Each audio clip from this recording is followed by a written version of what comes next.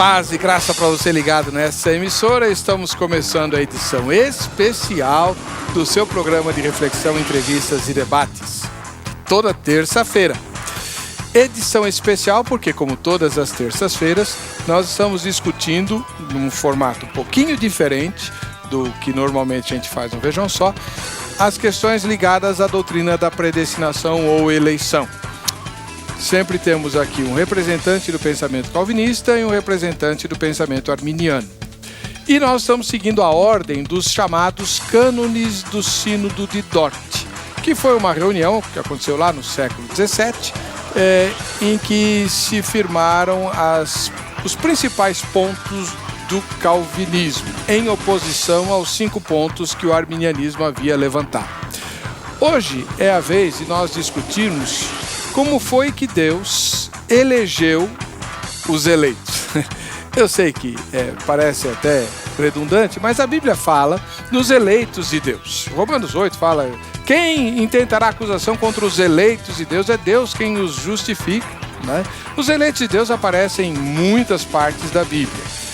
E aqueles que defendem a posição calvinista dizem que Deus escolheu, os eleitos serão os salvos, porque Deus quer que eles sejam salvos e Ele os escolheu soberanamente, baseado apenas e tão somente na sua soberania, no seu poder de escolha, e que a Bíblia não revela absolutamente nenhum critério especial para que Deus escolhesse quem vai ser salvo. Os arminianos, por outro lado, dizem que Deus fez essa escolha baseado na sua presciência, isto é, no conhecimento que Deus tem de todas as coisas, inclusive de como seria a reação de determinadas pessoas ao ouvirem o Evangelho. Então, o que nós vamos discutir hoje é exatamente isso. Deus escolhe o eleito incondicionalmente ou ele usa a sua presciência? Qual é a sua opinião? E se você é como eu, não sabe qual é a resposta, preste atenção nos 2 debatedores, porque ao fim do programa você vai ter muito material bíblico para tirar sua própria conclusão. Está no ar o Vejam Só.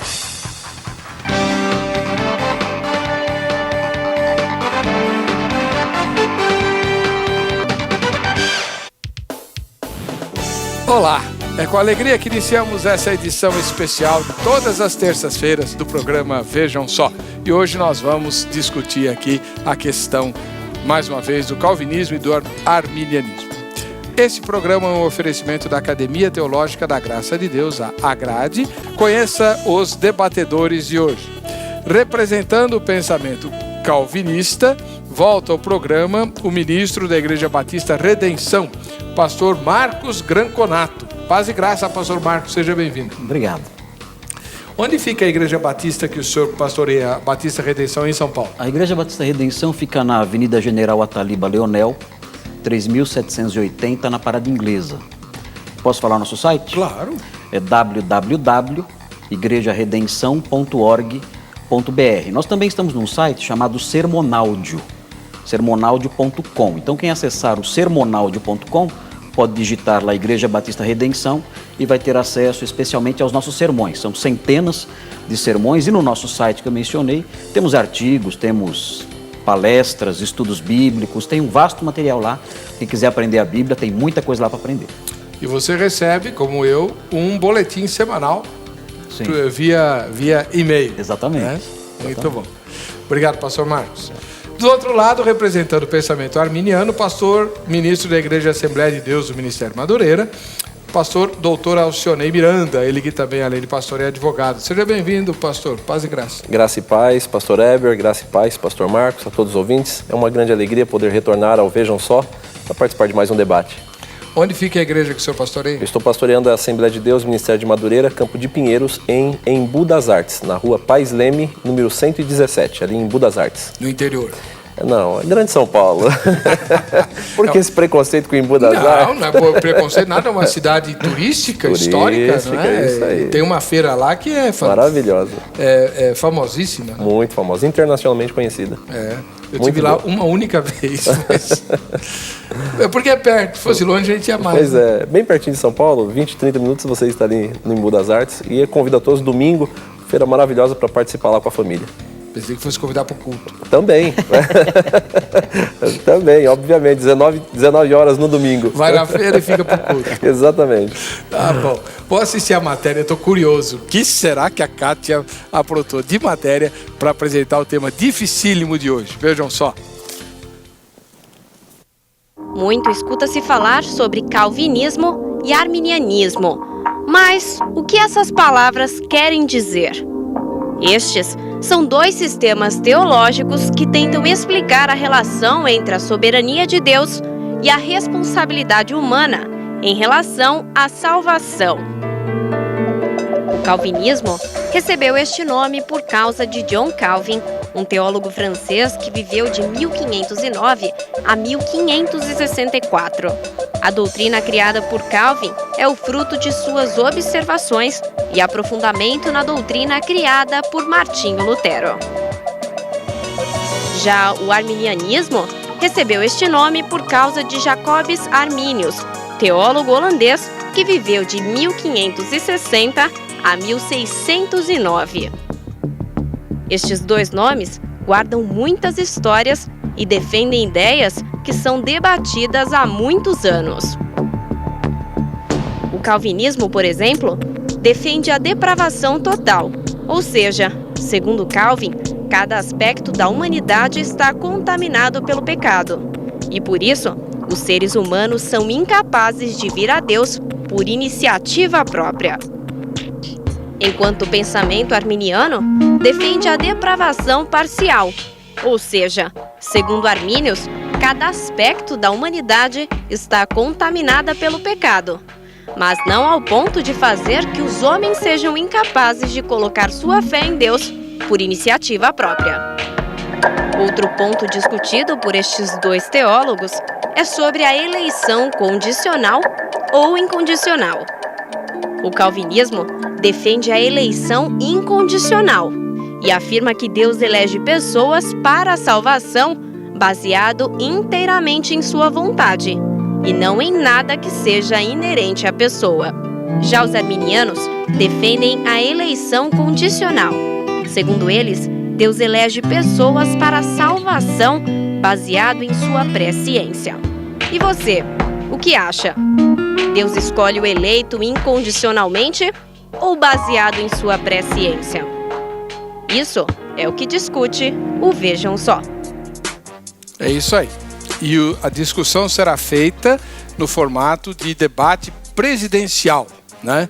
Os debatedores irão fazer perguntas mutuamente e terão tempo fechado para as respostas e também para os comentários das respostas. Você não pode perder nenhum minuto do programa de hoje.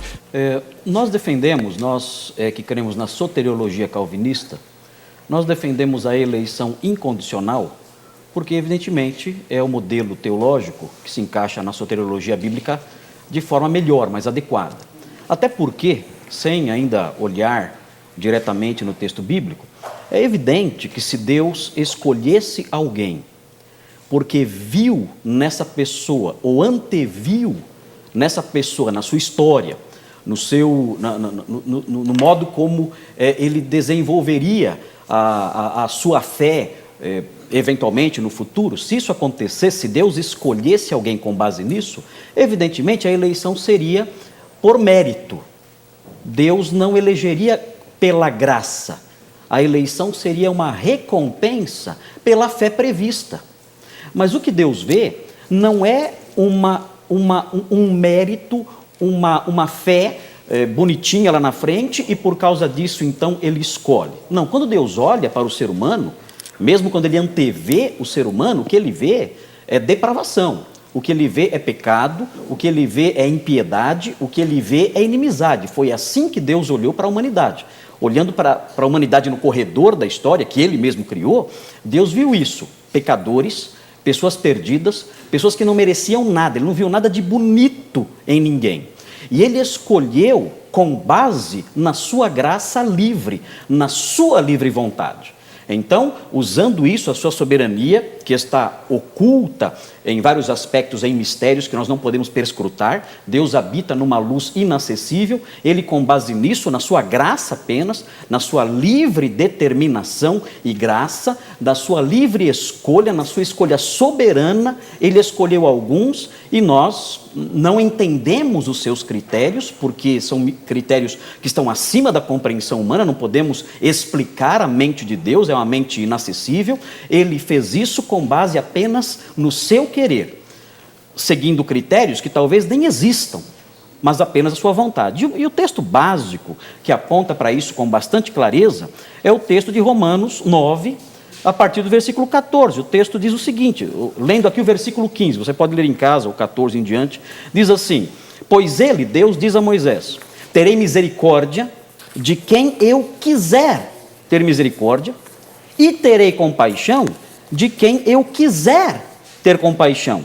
E aí a conclusão de Paulo: portanto, isso não depende do desejo ou do esforço humano, mas da misericórdia de Deus. Pois a Escritura diz a Faraó: eu o levantei exatamente com este propósito, mostrar em você o meu poder, e para que o meu nome seja proclamado em toda a terra. Portanto, ele prossegue, Deus tem misericórdia de quem Ele quer, e mais, agora, isso aqui coloca mais pimenta na discussão. Ele endurece a quem Ele quer. E aí vem o versículo 19, que levanta a pergunta que todo mundo levanta diante disso. Mas algum de vocês me dirá: então por que Deus ainda nos culpa? Pois quem resiste à sua vontade? Se depende só da vontade dele. Paulo aqui levanta coloca aqui uma pergunta que as pessoas geralmente fazem diante dessa doutrina, que é difícil realmente de entender, e ele prevendo, ele antevendo o levantamento dessa questão, ele coloca: por que Deus ainda nos culpa? Pois quem resiste à sua vontade? E aí a resposta dele: mas quem é você, ó homem, para questionar a Deus? Acaso aquilo que é formado pode dizer ao que o formou: por que me fizeste assim? O oleiro não tem direito de fazer do mesmo barro um vaso para fins nobres e outro para uso desonroso? Paulo está defendendo a soberania livre de Deus aqui. Ele faz o que quer. Ele faz um para a salvação, outro para a perdição. 22. E se Deus, querendo mostrar a sua ira e tornar conhecido o seu poder, suportou com grande paciência os vasos de sua ira, preparados para a destruição, que dizer, se ele fez isso para tornar conhecidas as riquezas da sua glória aos vasos de sua misericórdia, que preparou de antemão para a sua glória? Se Deus quis agir assim, se Deus quis escolher alguns para a salvação, independente da pessoa, mas com base apenas na sua soberana vontade, quem somos nós para questionar a livre determinação de Deus? E eu quero, nesse debate aqui, junto com o nobre colega que já foi apresentado, eu quero mostrar isso para o telespectador, através das perguntas que vou fazer e através das respostas que pretendo dar, com a ajuda de Deus, às questões que serão levantadas. Muito obrigado, pastor Marcos. Dificilmente você teria um resumo da posição calvinista tão bem elaborado e em tão pouco tempo. Que bênção, muito bom. Agora preste atenção na resposta do pastor Alcionei Miranda à mesma questão. Ele é ministro da Igreja Assembleia de Deus, do Ministério Madureira, lá em Embu das Artes, e representa aqui o pensamento arminiano. Qual é a posição que o senhor vai defender, pastor? Muito bem. Pastor Heber, nós defendemos que a eleição de Deus ela é baseada na sua presciência. Porque, segundo, e com todo respeito ao pensamento do pastor Marcos, segundo o posicionamento dele, Deus, na minha concepção, seria muito injusto em condenar aquele que sequer ele deu a chance de salvar. Se ele escolhe um para a salvação e escolhe outro para a perdição, Deus seria, no mínimo, injusto, porque condena uns sem sequer ter dado a este a oportunidade de salvação. Na nossa concepção, segundo o pensamento arminiano, Deus ele escolhe, ele elege com base na sua presciência. Ele dá o chamado para a salvação é universal. Segundo o pensamento do pastor Marcos, alguns que estão nos ouvindo nesse momento, nos vendo pela televisão, não foram chamados para a salvação. E por mais que você queira, você não terá a oportunidade. Segundo o pensamento do pastor Marcos, na minha concepção, o chamado para a salvação é universal. Vinde a mim todos que estáis cansados e sobrecarregados, e eu vos aliviarei. O chamado é universal. Você que está nos ouvindo também tem oportunidade de salvação. O que vai determinar a nossa salvação não é o nosso mérito, a nossa capacidade de nos auto-justificar diante de Deus, porque somos incapazes de tal feito. O que vai determinar a nossa salvação ou não é nós aceitarmos pela fé, e aí entra o nosso livre-arbítrio, o direito de escolha, de aceitarmos pela fé o sacrifício expiatório de Jesus como suficiente para me justificar. Então, em cooperação, eu tenho que querer, eu tenho que desejar. Na medida em que eu desejo, na medida em que eu quero, na medida em que eu aceito, isso não me torna justificado, mas isso faz com que o sacrifício de Cristo, ele possa ser suficiente para me salvar. E aí então eu fui eleito e escolhido para a salvação. Mas o chamado é universal. Deus sabe se eu serei ou não fiel. Deus sabe se eu serei ou não fiel até a morte. Deus conhece, mas o chamado é universal. Deus não interfere na minha escolha. Deus deixa que eu escolha, que eu faça a minha escolha. Mas Ele já sabe se eu vou ser ou não fiel. Mas Ele não interfere nessa minha escolha. Então essa é a posição da eleição baseada na presciência. Na presciência de Deus. Há muitos textos bíblicos, pastor Heber. O pastor Marcos citou um texto que eu respeito muito. Veja, esse debate não começa aqui. Isso vem desde o século XV e XVI. Então não adianta a gente querer aqui esgotar essa discussão. É importante que você que está aí, que talvez não teve a oportunidade de participar de um curso teológico, que você entenda que isso não vai esgotar aqui, assim como muitos anos ainda virão e essa discussão ela continuará. Deus é soberano. Agora, o pastor Marcos ele utilizou um texto que é o texto básico da corrente calvinista lá de Romanos. Agora, se nós pegarmos não apenas um texto, mas um conjunto de textos bíblicos, porque a Bíblia ela deve ser interpretada à luz da própria Bíblia, tá certo? Então eu poderia citar, e eu vou fazer as citações bíblicas no momento oportuno, a partir do momento que nós fizermos as perguntas e respostas. A partir do próximo bloco, cada um dos dois debatedores defenderá seu ponto de vista, questionando o outro. O outro terá 3 minutos para responder e o questionador 3 minutos para comentar a resposta. Então nós vamos abreviar o tamanho deste bloco para aumentar os dos 2 blocos e dar a oportunidade deles fazerem várias perguntas um para o outro.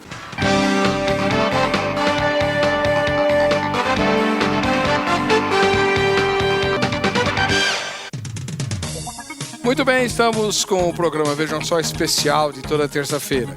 O pastor Marcos Granconato é o ministro da Igreja da Igreja Batista Redenção. E eu me confundi porque ele está aqui representando o pensamento calvinista. E ele vai começar, já que ele é ligeiramente mais velho que o pastor Alcionei, então ele vai começar a rodada de perguntas e respostas. Você que está acompanhando o programa, é assim. Ele fará uma pergunta e o pastor Alcionei terá 3 minutos para responder. Depois, 3 minutos, o pastor Marcos Granconato terá para comentar a resposta obtida.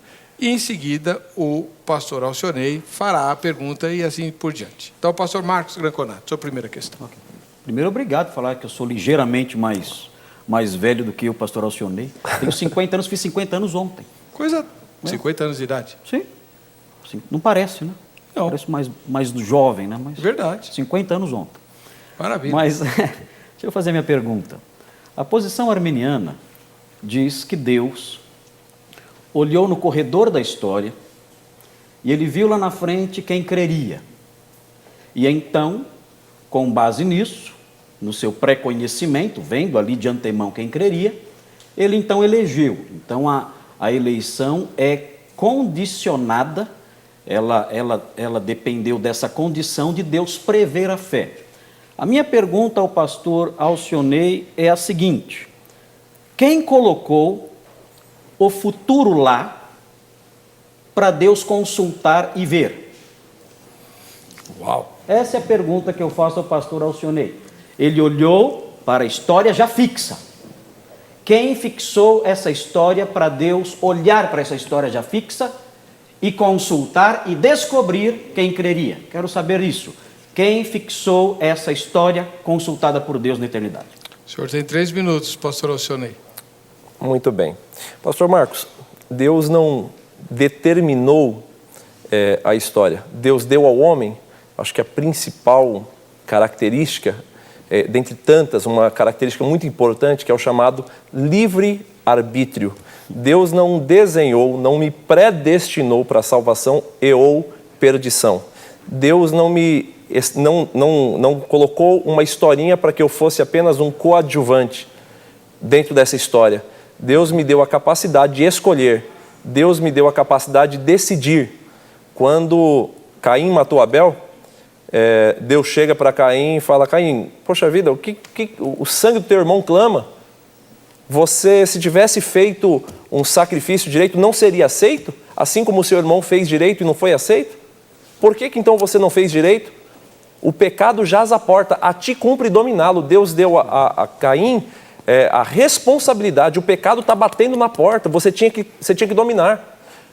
Então não é Caim foi predestinado para ser infiel. Não foi. Deus sabia que ele não seria fiel, mas deu a ele o direito de escolha. A história da minha vida não é construída previamente por Deus. A caneta da história da minha vida, eu tenho o direito de tomar das mãos de Deus e dizer: Deus, eu que vou escrever do meu jeito. Agora, obviamente, a melhor opção é dizer: Deus, está aqui a caneta da minha vida, escreva ela. Deixar que Deus controle a minha vida, as minhas decisões. Caim matou Abel e teve a opção, o próprio Deus. E aí o texto diz, eu vou responder aqui com o texto bíblico, o texto que está lá em Gênesis capítulo 4, versículos 6 a 7, diz assim: E o Senhor disse a Caim: Por que te iraste? E por que descaiu o teu semblante? Se bem fizeres, não é certo que serás aceito? Ou seja, a história de Caim estava escrita por Deus previamente, como quer fazer entender o pastor Marcos? Não. O movimento calvinista? Não. A história de Caim não estava escrita previamente. O próprio Deus diz para ele: se fizeres bem, não é certo que serás aceito. É certo, porque Deus é justo. E se não fizeres bem, o pecado jaz à porta, e sobre ti será o seu desejo, mas sobre ele deves dominar. Então, Deus escolhe com base na sua presciência. Deus sabia que Caim ia matar seu irmão? Sabia. Agora, ele já previamente escreveu a história de Caim? Absolutamente não. Nós temos uma responsabilidade nesse aspecto, pastor. Muito bem, obrigado, pastor Alcionei. Pastor Marcos, 3 minutos comentando a resposta obtida. O pastor Alcionei não respondeu o que eu perguntei. O calvinismo, o ensino bíblico, não anula a responsabilidade humana pelo fato de Deus ter escrito a história. Mas a posição que o pastor Alcionei está defendendo não é nem o arminianismo mais, é o teísmo aberto. Eu tenho liberdade de escrever a minha história, eu tiro a caneta da mão de Deus, eu virei o senhor do meu destino. Nem Deus sabe o que vai acontecer, porque se eu escrevo e eu posso determinar o meu futuro, Deus fica na expectativa olhando, o que será que ele vai fazer? Isso não se harmoniza com a Escritura. Eu vou ler um texto aqui que mostra um texto melhor do que esse que foi mencionado de Caim, que é um texto que claramente fala de pessoas agindo de forma errada, sendo responsáveis pelo seu erro, e ainda assim o texto fala que Deus determinou que fizessem assim. Está em Atos, no capítulo 4, versículo 27 e 28. Eu vou ler, telespectador, acompanhe e veja que curioso isso aqui, onde a responsabilidade humana é conjugada com a soberania de Deus que determina o que vai acontecer. Diz assim: de fato, Herodes e Pôncio Pilatos reuniram-se com os gentios e com o povo de Israel nesta cidade, Jerusalém, para conspirar contra o teu santo servo Jesus, a quem ungiste. Eles fizeram isso, são culpados por isso. Herodes, Pôncio Pilatos são responsabilizados na Bíblia por isso. São pecadores porque conspiraram contra Jesus. Versículo 28, veja agora a sequência aqui e como existe uma tensão que o calvinismo aceita. O calvinismo anula essa tensão. Ela existe, é um mistério de Deus. Veja o que diz o 28. Herodes e Pôncio Pilatos fizeram o que o teu poder e a tua vontade haviam decidido de antemão que acontecesse. Note, a soberania de Deus estabeleceu isso. Deus escreveu a história. Deus determinou que Herodes e Pôncio Pilatos fossem fazer isso. Ele determinou isso. Isso não anula a responsabilidade de Herodes e Pôncio Pilatos. Agora a gente fala, mas como é que funciona então isso? Como é que a gente pode conjugar as duas coisas? A Bíblia afirma aqui, no 27, a responsabilidade desses homens. No 28, Deus determinando que eles fizessem assim. Como nós conjugamos isso? Está faltando um link entre o 27 e o 28. Tem um espaço entre o 27 e o 28 que nós não conseguimos preencher. E a teologia calvinista faz isso, ela respeita esse espaço. Ela aceita as duas coisas, a responsabilidade humana, ela aceita a soberania de Deus sem tentar dar explicações. É como o pastor Alcionei fez aqui. Ele tentou anular um lado da coisa. Ele anulou a soberania divina na construção da história da humanidade. Bom, agora é a vez do pastor Alcionei fazer seu primeiro questionamento ao pastor Marcos Granconan. Muito bem. Pastor Marcos, obviamente Deus ele é soberano, como o senhor mesmo disse. E em virtude da sua soberania, ele escreve a história dele que não está... Deus não precisa que eu aceite a história dele para que ele escreva a história. Porque se eu não quiser participar da história dele, Deus ele levanta outro, Deus ele tem os seus meios porque ele é soberano. Pergunta que eu faço ao senhor. Deus deseja salvar a todos ou escolhe apenas alguns para a salvação? Deus faz acepção de pessoas? Deus escolhe a todos para a salvação? Ou Deus quer salvar a todos? Ou ele escolhe alguns para a salvação e ele faz acepção de pessoas? Essa é a pergunta. Essa é a pergunta. Okay. 3 minutos. Posso responder? Agora. Deus não vai salvar todos porque essa não é a sua vontade. Deus não faz acepção de pessoas. Quando o texto de Tiago diz que Deus não faz acepção de pessoas, geralmente os arminianos entendem isso errado. Pensam que o fato de Deus escolher um e não escolher outro, ele está fazendo acepção de pessoas. O texto que ensina isso, o texto que fala sobre isso, não está dizendo não está supondo esse ensino, não. Quando fala que Deus não faz acepção de pessoas, está dizendo que Deus, ele não faz distinção entre judeu e gentil, entre rico e pobre, entre pessoas que são autoridade e pessoas que são de baixa classe social. É nesse sentido que Deus não faz acepção de pessoas. Agora, Deus salva quem Ele quer. E Deus, a Bíblia mostra, é um mistério dele, isso aqui, que Deus tem as pessoas que Ele escolheu para a salvação, para manifestar nelas a sua graça e amor, e as pessoas que Deus escolheu para manifestar nelas a sua ira. A visão humana, a teologia construída a partir da mentalidade humana, da nossa noção fraca de justiça, não aceita isso. E a gente questiona, como vimos lá em Romanos, então Deus é injusto. E aí a resposta de Paulo é: quem é você para discutir com Deus? Mas uma coisa é certa, Deus endurece quem quer e Ele age com misericórdia com quem Ele quer. Aliás, em João 6, o próprio Senhor Jesus fala isso. Ele fala assim: ninguém pode vir a mim se não for trazido pelo meu Pai. É impossível que alguém vá até o Senhor Jesus se o Pai não o trouxer. Por que o Pai não leva todos? O texto mostra claramente que depende de Deus querer, de Deus agir naquele coração, transformar aquele coração, como Ele fez com Lídia, a convertida, lá em Filipos. Deus agiu no coração dela, Deus trabalhou no coração dela. O texto fala que Deus trabalhou para que ela atendesse às palavras que Paulo falava. Tinha outras pessoas lá, mas Deus trabalhou no coração dela. Por quê? Era da vontade dele que ela fosse salva. Os outros ele não agiu. É a sua soberania. Nós entendemos, nós que cremos na soteriologia calvinista, que Deus é Deus. E louvado seja Deus por sua graça e louvado seja Deus por sua ira. Porque em tudo isso Ele manifesta os seus propósitos soberanos. Agora, eu não posso transformar Deus naquilo que eu quero. Deus não esmoler Deus em alguém que está ali pedindo, implorando para que todos creiam nele. Não, Deus é soberano, Deus é Deus. Ele age conforme a sua graça soberana. A alguns Ele escolheu para a salvação. Romanos 9 é claro em dizer isso. Outros não. Agora, quem acha ruim com isso, tem que discutir com Deus. É o que está na Escritura. Basta ser alfabetizado, ler o que está no texto, aceitar o que está no texto e então crer nisso pela fé. Não tem outro jeito. Pastor Marcos. Tá bom, vai. Pastor Alcionei, o senhor tem 3 minutos para comentar a resposta do pastor Marcos Granconan. Muito bem. O pastor ele disse logo no início da sua resposta que Deus não quer salvar a todos, mas que Ele escolhe alguns para a salvação. Então, utilizando as próprias palavras dele, basta ser alfabetizado para que em 1 Timóteo entenda o que diz 1 Timóteo, utilizando as palavras dele. Né? Utilizando as palavras dele, obviamente. 1 Timóteo, capítulo 2, versículos de 1 a 4, diz assim: admoesto-te, pois, antes de tudo, que se façam deprecações, orações, intercessões e ações de graças por todos os homens, pelos reis e por todos os que estão em iminência, para que tenhamos uma vida quieta e sossegada em toda piedade e honestidade. Porque isto é bom e agradável diante de Deus, nosso Salvador, que quer, o nosso Senhor e Salvador, que quer que todos os homens se salvem, ricos e pobres, reis, leigos. Deus quer que todos, basta ser alfabetizado para entender que todos são todos, não é um texto isolado, vou citar outros, e venham ao conhecimento da verdade. O segundo texto, 1 Timóteo, escrito pelo apóstolo Paulo, que também escreveu Romanos, que é o texto base do calvinismo. 2 Pedro, capítulo 3, versículo 9.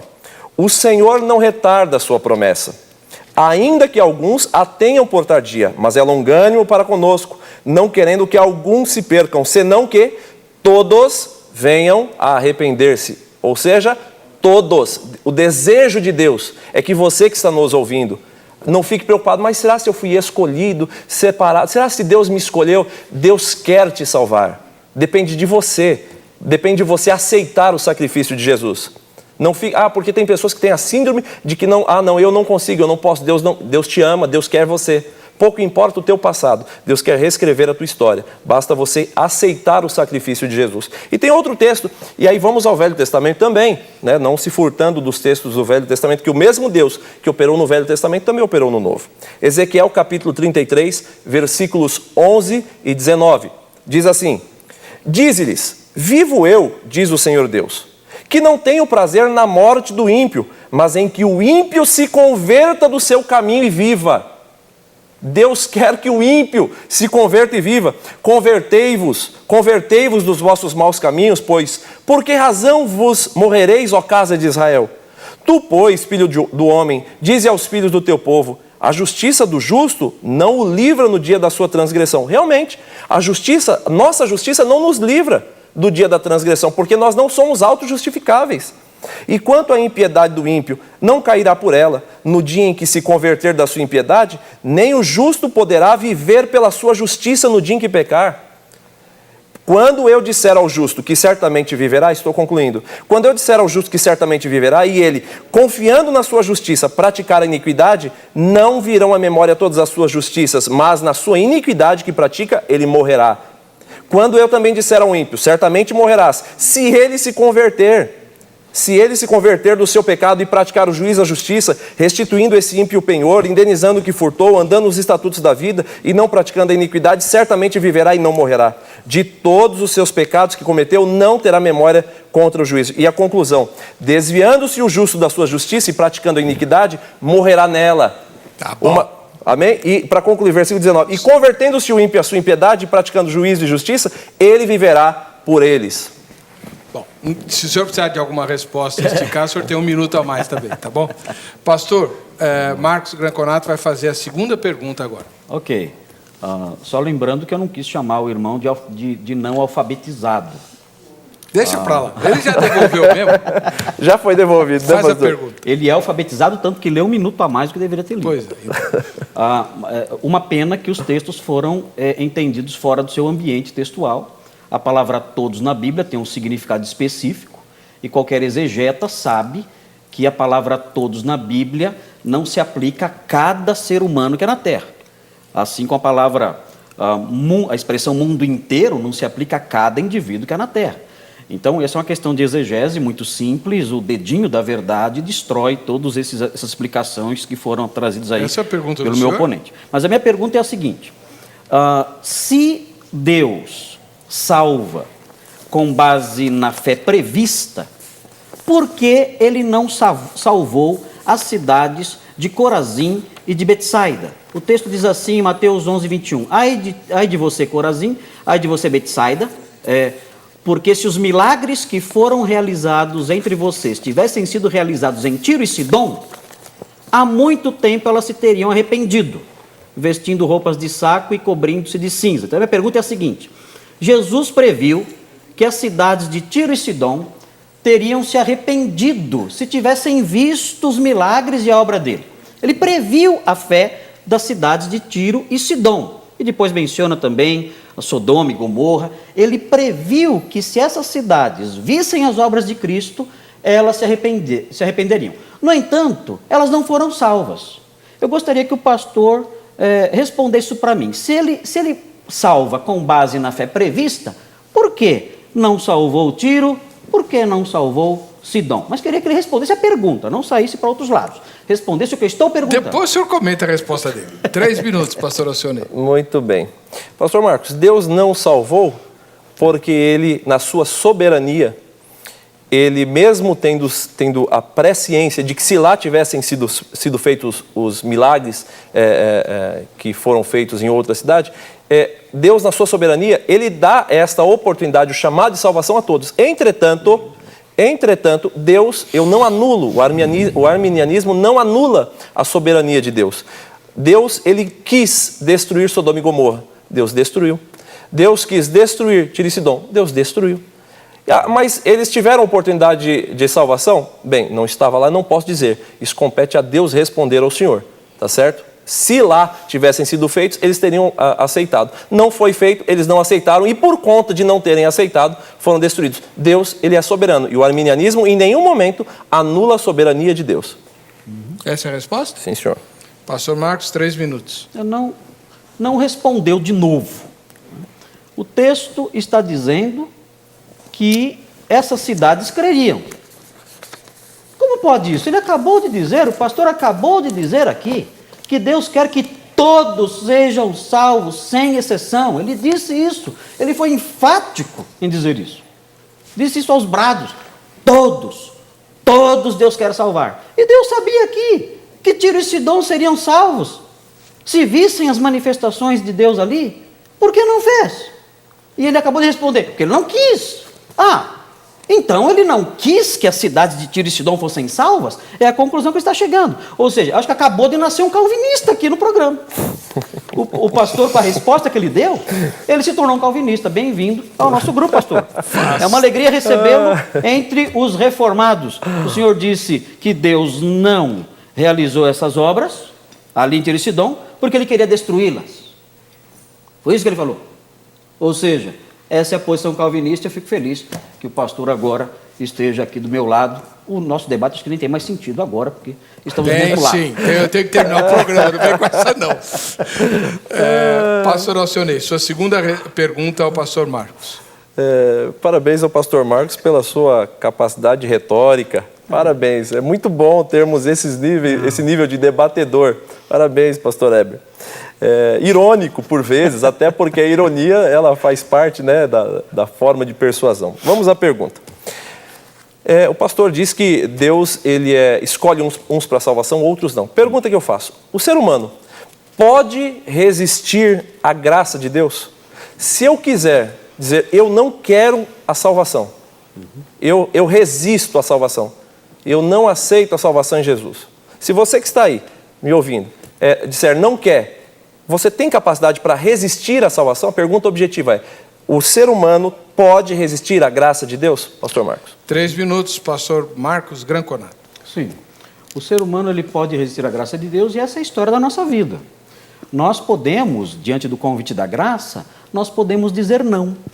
Nós podemos, ao longo da vida, dizer, olha, eu não quero aceitar Jesus. Eu não quero crer nele. O Senhor Jesus convida, o Senhor chama e nós dizemos não. Agora, o que acontece é que no modelo calvinista, ou como é chamado, né, eu gosto de chamar modelo paulino, né, ou modelo paulino, modelo russita, de João Rus ensinava isso também. Esse debate não é da época de Martinho Lutero, esse debate remonta à época de Agostinho de Hipona com Pelágio. Né? O pastor aqui ao meu lado, o pastor Alcionei, na realidade, ele é pelagiano. Ele é não só arminiano, mas também pelagiano, que é um debate já do V século. Mas é possível sim resistir. O que acontece é que nos eleitos essa resistência é temporária. Nos eleitos acontece uma ação de quebrantamento de Deus no coração da pessoa. O Senhor Jesus tem um trabalho de convencimento através do Espírito Santo. É por isso que nós oramos pela conversão de alguém. Por que nós oramos pela conversão de alguém?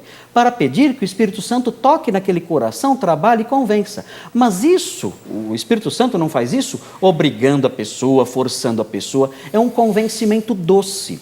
É um trabalho doce de persuasão. O Senhor Jesus disse o seguinte sobre o Espírito Santo: quando ele vier, convencerá o mundo do pecado, da justiça e do juízo. Ele faria isso. A palavra mundo em João significa homens que vivem no mundo. É isso que significa. Não são todos indivíduos do mundo, mas homens que vivem no mundo todo, judeus e gentios, de todas as raças, de todas as origens, de todas as classes sociais. Então, o Senhor nos ensinou com isso que o Espírito Santo viria e agiria isso em homens do mundo, agiria assim em homens do mundo todo. Convenceria do pecado. Ele não faz isso com todo mundo. A grande maioria dos homens do mundo aí não acreditam que são pecadores. Mas o Espírito Santo convence do pecado, da justiça e do juízo. Esse convencimento é lento muitas vezes. Demora 2, 3, 10, 30 anos. Mas nos seus eleitos, Deus age de modo eficaz. E aqueles que ele escolheu, ele também chama, de acordo com Romanos 8.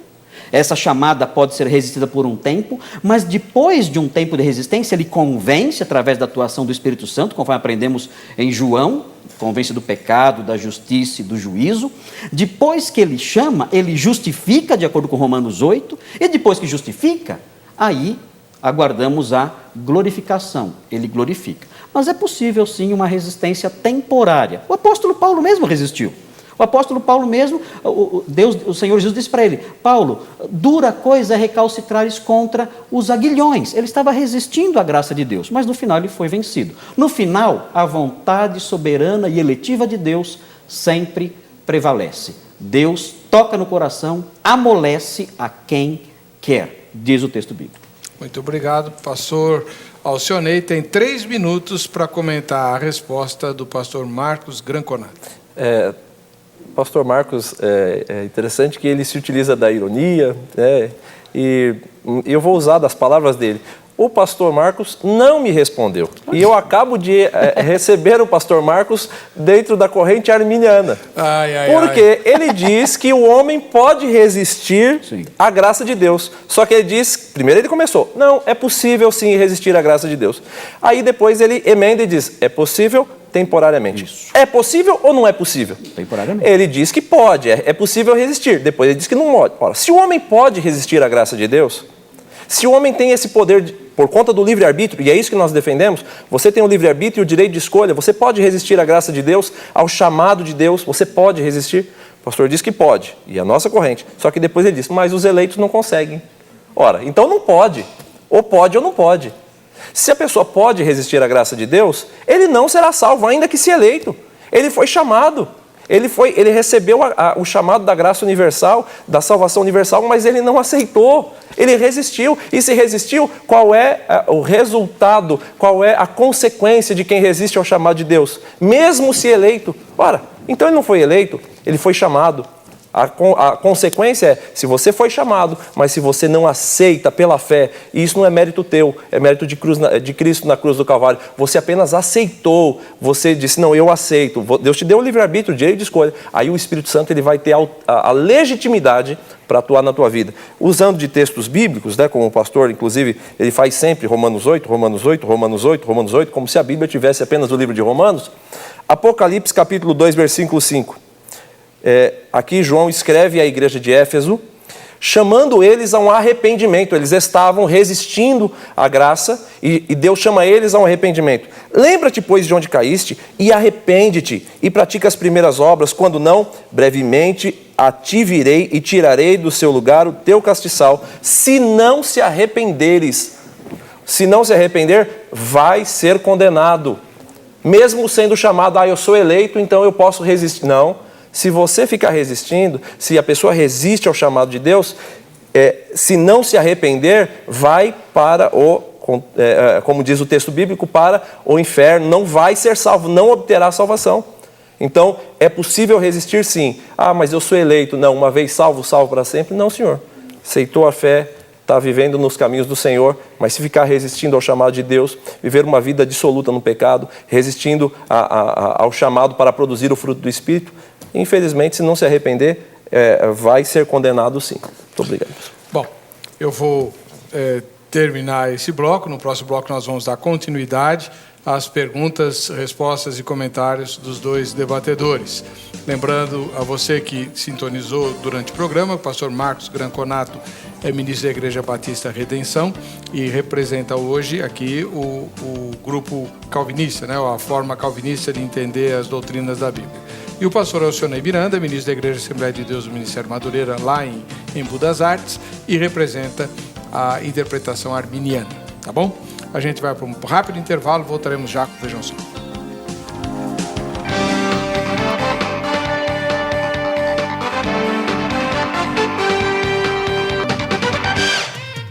Estamos de volta com o programa Vejam Só, edição especial das terças-feiras, discutindo de maneira sistemática as questões ligadas à doutrina da predestinação. O tema de hoje é Deus escolhe o eleito incondicionalmente, que é o axioma calvinista, né? Ou baseado na sua presciência, que é a leitura que fazem os arminianos dessa mesma questão. É a vez agora do pastor Marcos Granconato fazer a sua terceira pergunta ao pastor Alcionei. Ok.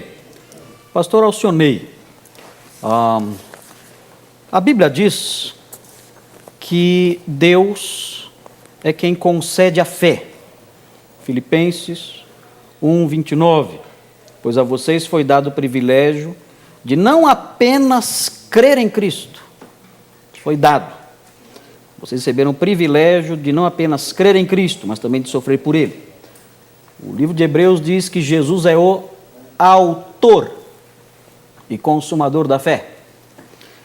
Em Filipenses 2, nós aprendemos que Paulo fala que pela graça sois salvos mediante a fé, e esse processo todo, não vem de vós, é dom de Deus.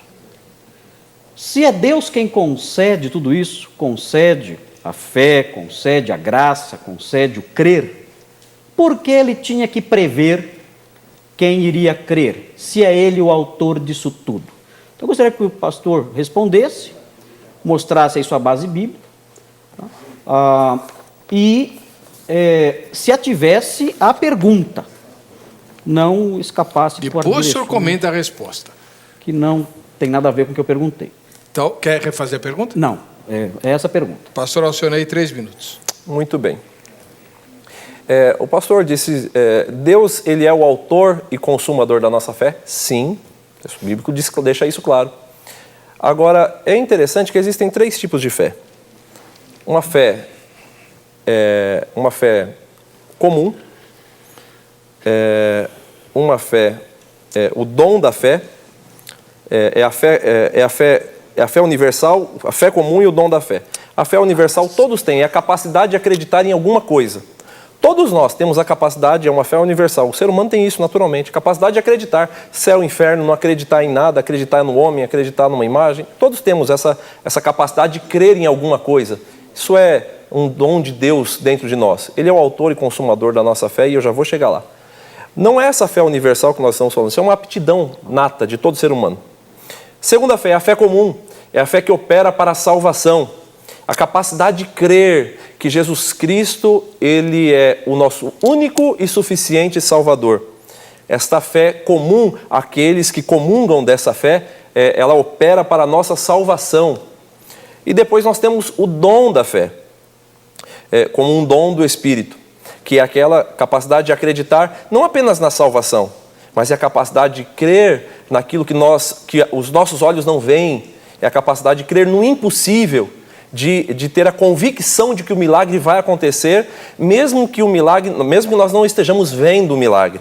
É a capacidade de dizer, como disse Moisés, olha, aquietai-vos e vede, olha, o livramento que o Senhor vos dará, porque os egípcios que hoje vedes, nunca mais vereis. Ele já via pelos olhos da fé o milagre acontecendo. Eu entendo que a pergunta que o pastor colocou diz respeito à fé comum, a fé que opera para a salvação. Essa fé que opera para a salvação, o pastor coloca que é Deus que dá ao homem, e se vem dele, por que então ele vai ter essa presciência dos que vão aceitar ou não essa fé, se é ele mesmo quem dá? Veja, o calvinismo defende a teoria da depravação total, que o homem ele não tem absolutamente mais nada da imagem e semelhança de Deus. Fomos totalmente depravados pelo pecado. Nós entendemos que ainda existe dentro de nós a nossa consciência, a nossa capacidade de acreditar, a nossa capacidade de julgar entre o certo e o errado. E isso é o que restou de Deus dentro de nós. Tá certo? Então, nesse aspecto, a fé, ela vem pelo ouvir. E o ouvir da palavra de Deus. A mesma Bíblia também diz isso, que a fé ela vem do ouvir, e o ouvir da palavra de Deus. A fé nasce no meu coração, na medida em que eu disponho a minha vontade em ouvir a palavra de Deus. E aí a fé vai nascendo. Isso é um dom de Deus, sim. Mas eu tive a minha parcela de cooperação. Ou seja, eu quis ouvir, eu dei atenção. Você que está nos ouvindo e nos vendo nesse momento, você está aí assistindo, poderia estar fazendo outras coisas, mas está aí, quem sabe Deus está fazendo nascer dentro de você a fé para que ela venha operar para a salvação. É de Deus isso na tua vida. Muito bom. Deus que está dando. Obrigado, pastor. Daqui a pouco você vai fazer um apelo aqui. Mania de pastor, né, pastor? Seria bom. Mania de pastor. 3 minutos, pastor Marcos, para comentar a resposta do pastor Alcionei. É difícil, é muito fácil ser arminiano. É muito fácil, porque você não tem que lidar, como arminiano, com as questões sérias da teologia. A teologia apresenta dilemas, apresenta problemas complexos, e quando você dá uma resposta desse tipo, que nós ouvimos agora aqui, é uma resposta evasiva, uma resposta que não lida com o problema, não lida com a questão, é uma resposta que se esparrama pelos lados e não enfrenta o problema de frente. É difícil prosseguir numa discussão mais aprofundada, mais séria, que leve em conta os grandes mistérios do cristianismo. Eu estava falando aqui sobre a fé salvadora, e o texto está falando, os textos que eu mencionei, todos eles, falando de fé salvadora, não está falando da fé lá que todo mundo tem, sei lá, em Saci Pererê, Nossa Senhora, essas coisas. O texto está falando, os textos que eu mencionei, os 3 que eu mencionei, falam da fé salvadora e apresentam essa fé como um dom de Deus. O calvinismo acredita, claro que o calvinismo acredita que as pessoas acreditam no que querem, têm capacidade para crer no que querem, claro. Mas a fé salvadora é uma dádiva sobrenatural de Deus, porque ela transforma o coração da pessoa. Ninguém pode desenvolver essa fé com base no seu simples intelecto e responder à mensagem com base no seu simples intelecto e aí cooperar com Deus na transformação da sua vida e na sua salvação pessoal.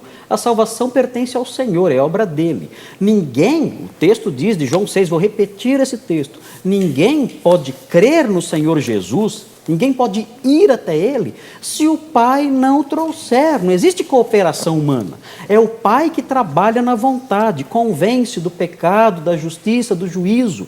A pessoa crê porque Deus trabalhou e plantou aquela semente ali de fé no coração da pessoa, regou aquela semente de fé no coração da pessoa e a pessoa passou a crer. É por causa disso que ela crê. Nós não somos os originadores da fé. O autor da nossa fé tem um autor só. Não é você e Jesus. O autor da nossa fé é Jesus e ponto final. Uma palavrinha rápida aqui. O calvinismo não crê que a imagem de Deus foi erradicada do homem. Absolutamente. Nós defendemos que o homem é a imagem e semelhança de Deus e é aí que está a base da dignidade humana. O homem tem, sim, a imagem de Deus nele. O que nós cremos é que houve uma depravação total de modo que todas as suas faculdades, ainda humanas, ainda imagem e semelhança de Deus, todas as suas faculdades o tornaram incapaz, cego, morto para as coisas espirituais, de modo que só um milagre pode despertá-los. O apóstolo Paulo fala que antes da conversão nós estávamos mortos, não havia em nós nada. O que um morto pode fazer por si mesmo?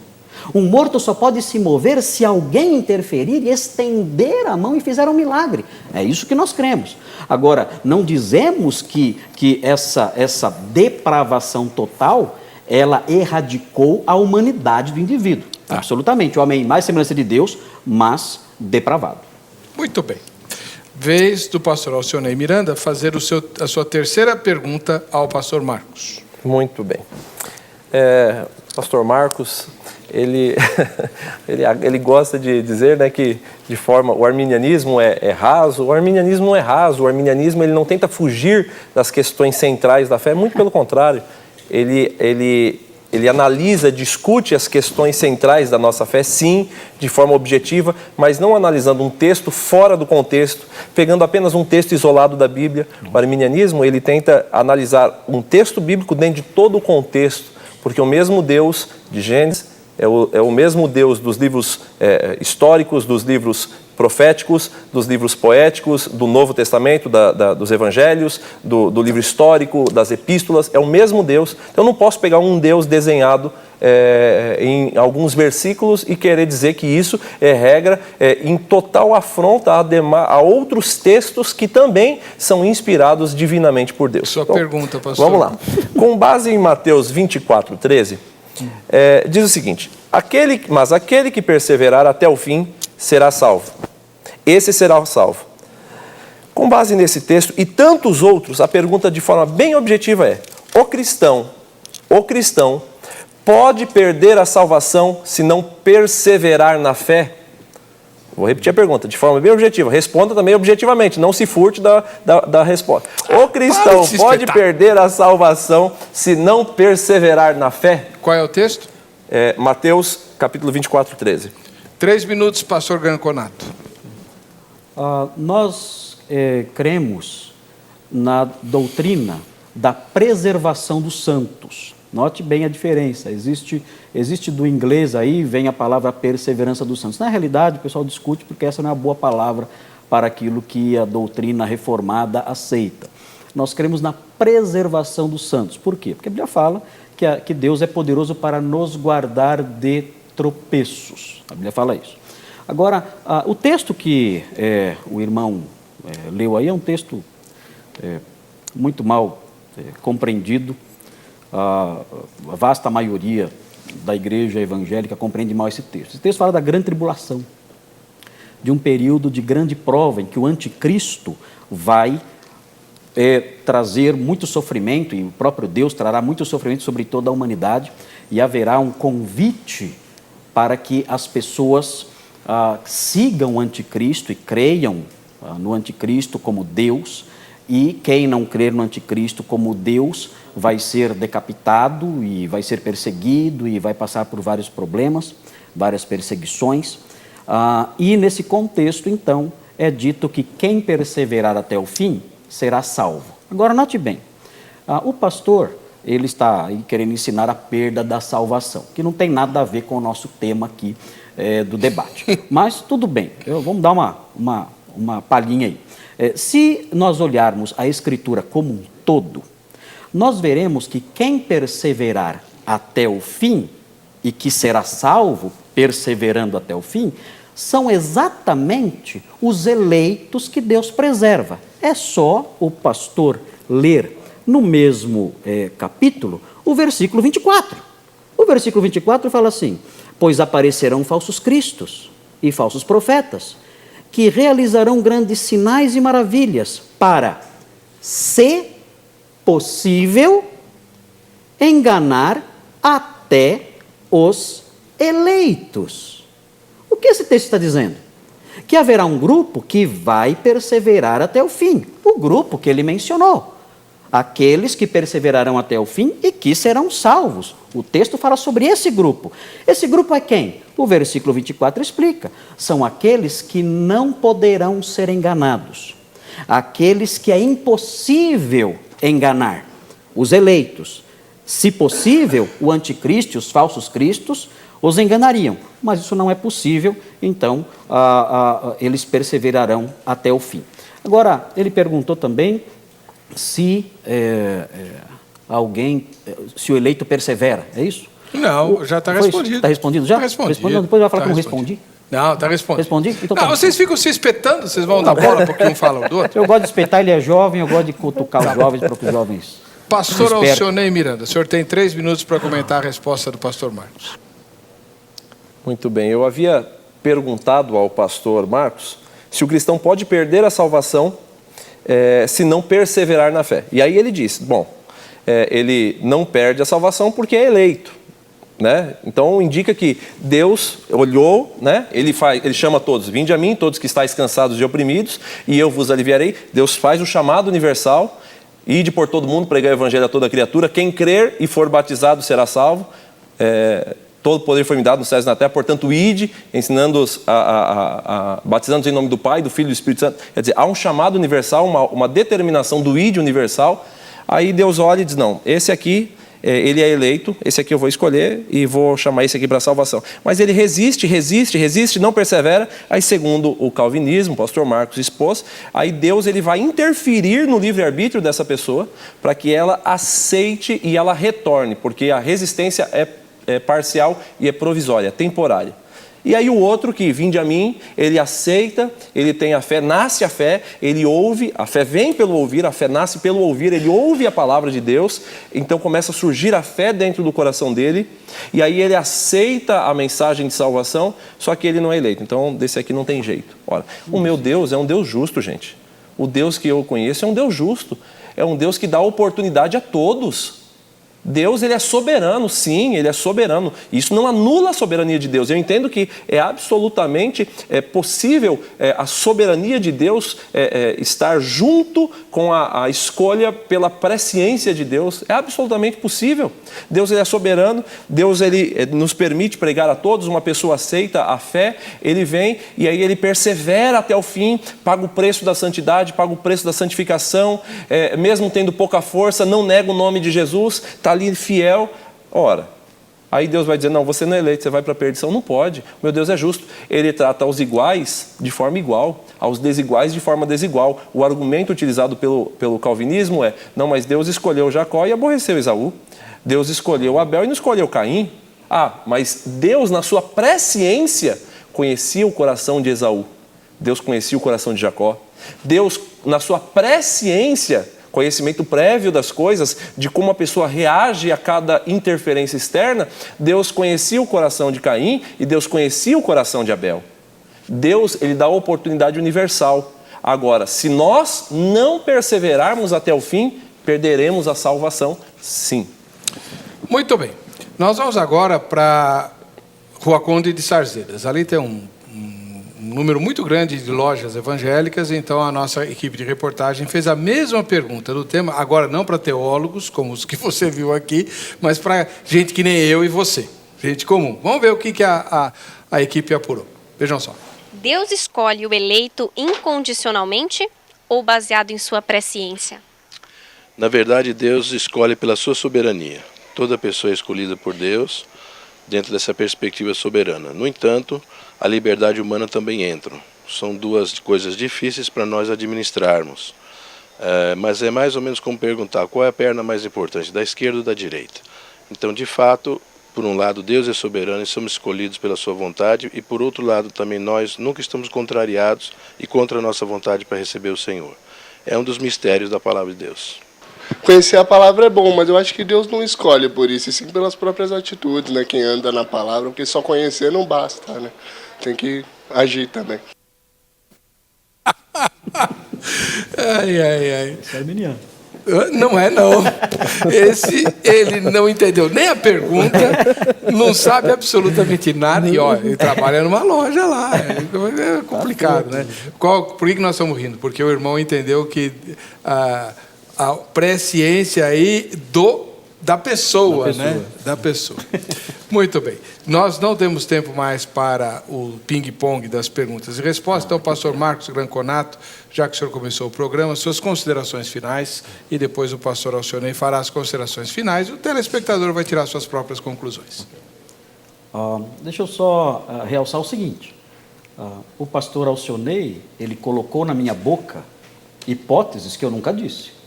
Ele falou que o calvinismo ensina que o indivíduo que aceita Jesus e crê e tem a fé e está lá firme e tal, de repente não é eleito e então ele está perdido.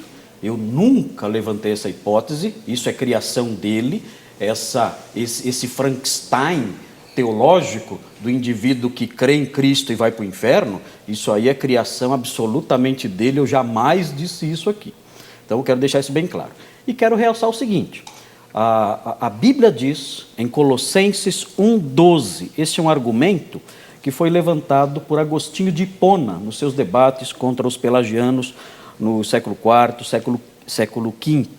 Ele usou o seguinte texto no combate à heresia pelagiana, que ensinava exatamente o que o pastor Alcionei está ensinando. Dando graças ao Pai, que nos tornou dignos de participar da herança dos santos no reino da luz.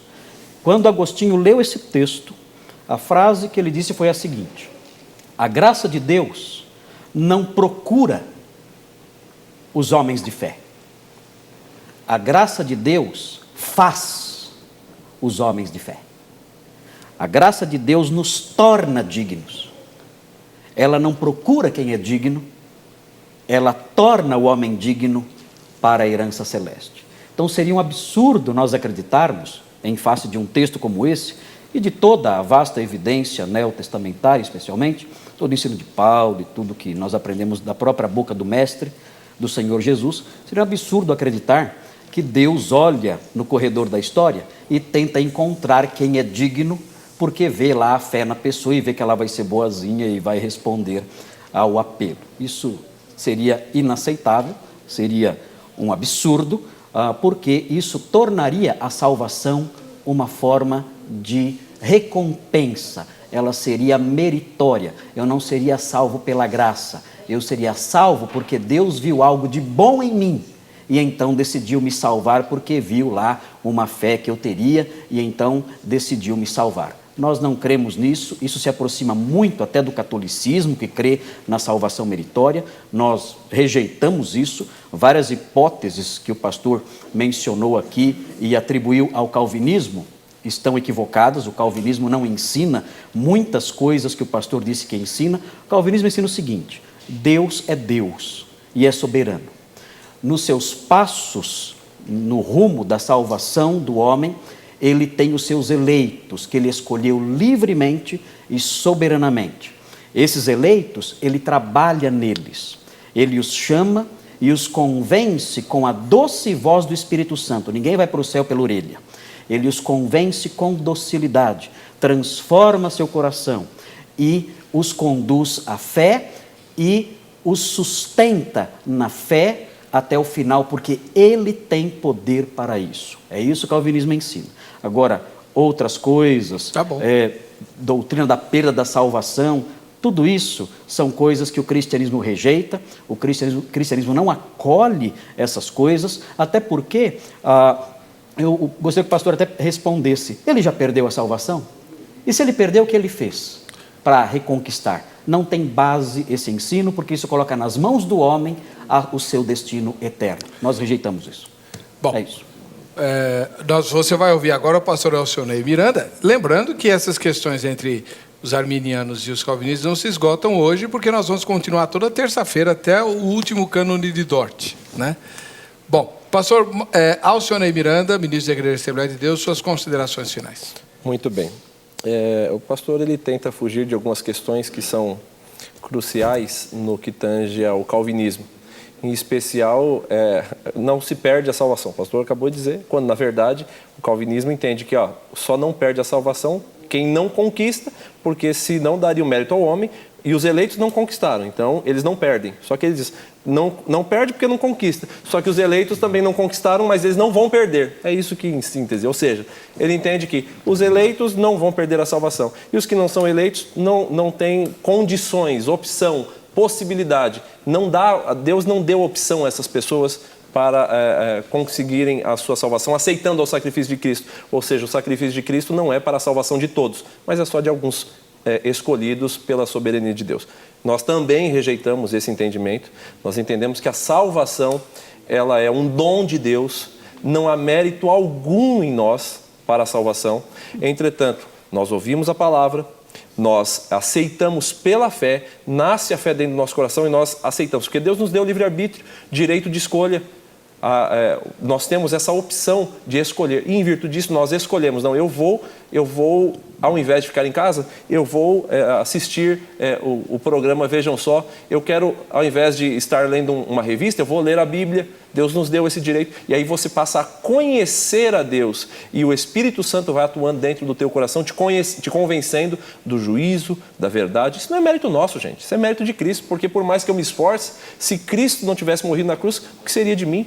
Eu não tenho mérito algum na salvação. Cristo é que operou a salvação em mim, Cristo que opera a salvação em mim. Mas eu precisei aceitar. E se eu quiser abandonar a fé, eu vou abandonar.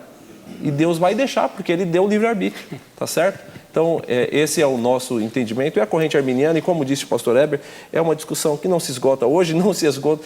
Fazem 6 séculos aí que nós temos essa discussão, e muitos séculos mais. Mas é importante que nós venhamos entender que Jesus Cristo é o único caminho que leva o homem à salvação. Não há outro caminho. Se você ficou com dúvidas, você tem 2 caminhos. Você pode consultar os 2 convidados de hoje. O contato deles está no site vejamsó.com.br, inclusive para tirar dúvidas a respeito de quem são os pelagianos, né? Quem foi Agostinho, Pelágio, tal, que é a raiz de toda essa discussão aqui e tal, né? Mas enfim. E o segundo caminho é você conversar com o seu pastor no domingo da escola dominical, que, aliás, esse é o objetivo do Vejam Só, suscitar questões para que você converse com os seus pastores e possa, à luz das Escrituras, orientado por eles, tirar suas próprias conclusões, tá? Para você que fica com a gente, que fica com essa emissora, a paz e a graça do Senhor Jesus, nós nos veremos no próximo Vejam Só.